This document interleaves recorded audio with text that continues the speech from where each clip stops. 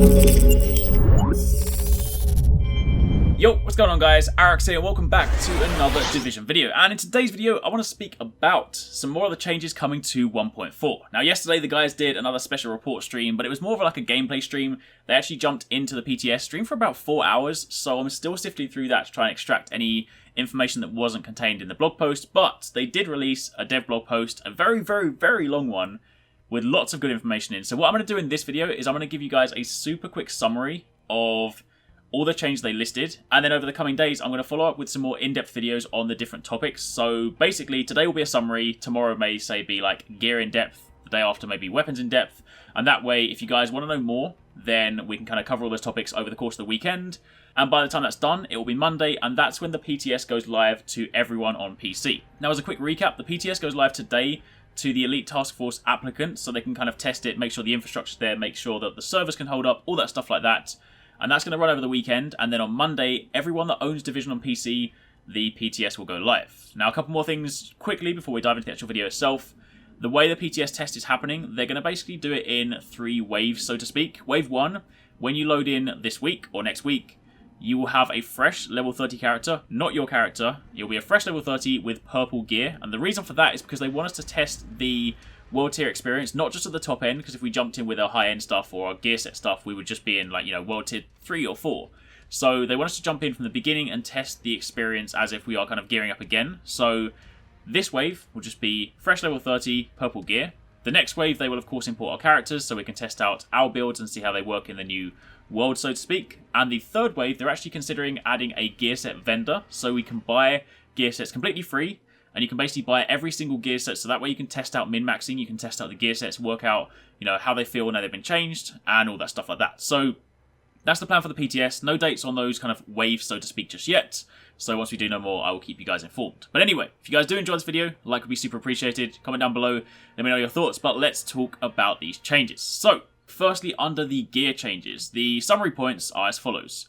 All gear in World Tier 2 and above. Now remember, World Tiers are the new thing they're introducing, which basically allows you to globally change the difficulty in the game. So by selecting a World Tier, you are basically selecting the difficulty for everything in that world. Missions, incursions, underground, everything like that.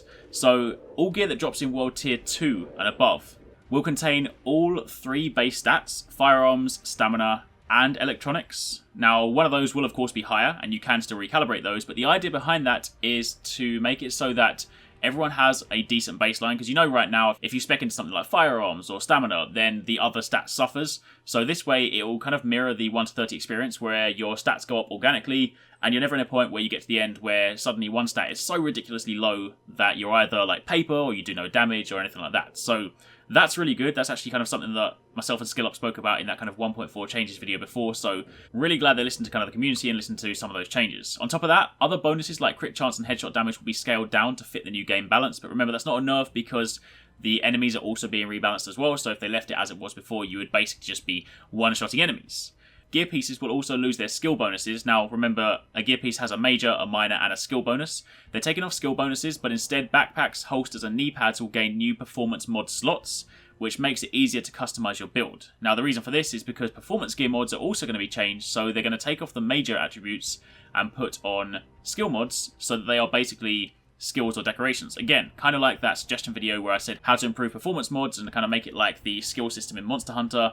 You will effectively use some of those mod slots to add skills on, which is really good, or alternatively you can use the firearms and stamina mods or however you want. But basically, you have more mod slots, which means you have more customization options, but it basically limits the RNG, so you don't really have to worry about having like a really good piece of gear with a terrible skill bonus. However, do bear in mind that those will not be retroactively added, so if you have a backpack right now, it won't suddenly gain a mod slot. You'll have to get new gear in order for that to happen.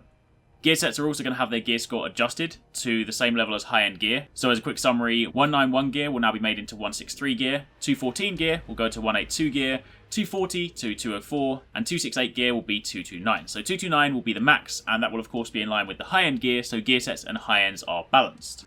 They've also rebalanced the high-end gear talents, and scavenging has been removed from the game because, let's be honest, it was rubbish, it didn't work, and it's just a silly mechanic to begin with. So, those are the gear changes. Moving over to weapons. Again, this is a super quick recap for the time being, but we will speak about this more in depth in a video coming very, very soon. So for the time being, there's going to be a new DPS formula. It's a work in progress and will change over the course of the PTS, but as you guys know, right now the DPS formula is just complete cack. The number you see is not always indicative of the damage that you do, and of course the things that calculate DPS are just massively off. So they're going to introduce a new formula and we can test that one out.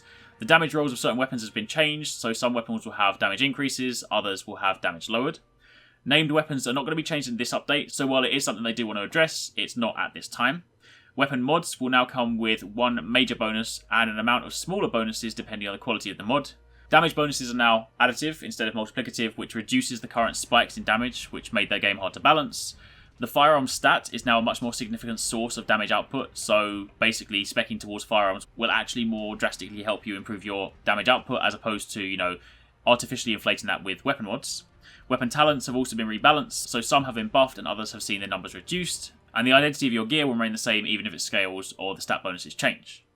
Under the armor side of things, stamina will now be your main source of toughness, which again is really, really good because of course, before it was a combination between toughness and armor, and of course armor again skewed that quite heavily. You could have great toughness, but if you had like 50% armor mitigation, your stats would be terrible. So now stamina is much more greatly weighted, and also the armor value will have different results of damage mitigation depending on the world tier you're in. So basically the higher the tiers you go, the more effective your damage mitigation will be.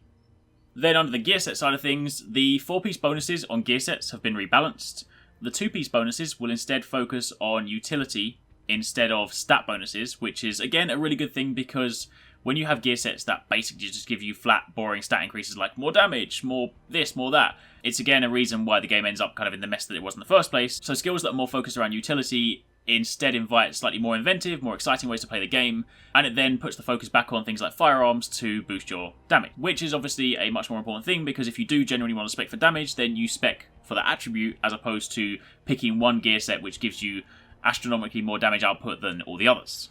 On top of that, 5-piece bonuses have been removed, so of course that means that they were added on Striker and Sentry, they're going to take them out, and of course they'll just rebalance them, so it's a much more even playing field, and the Reclaimer and the Blind have had their 4-piece bonuses deactivated in the initial PTS while they're being worked on.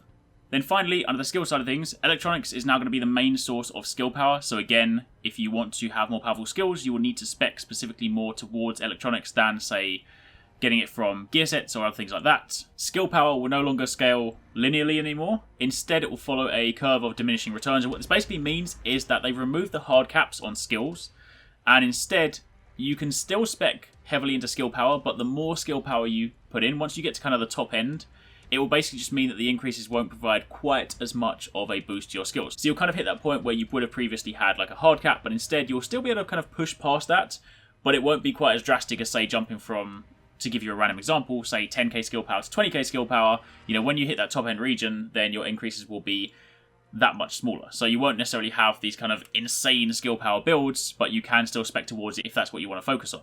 Some of the skills have been rebalanced to fit the new game balance and also bring them up to par in the hopes that you're basically going to create a more varied gameplay system so people don't just focus on Smart Cover and Pulse. First Aid no longer allows for multiple heals, so you can't run back in and out of it like you could previously, and plus First Aid's healing has been increased to make up for the fix, so it will now be much greater quality, just not allow you to heal multiple times. And finally, the nice fix, it'll also heal instantly.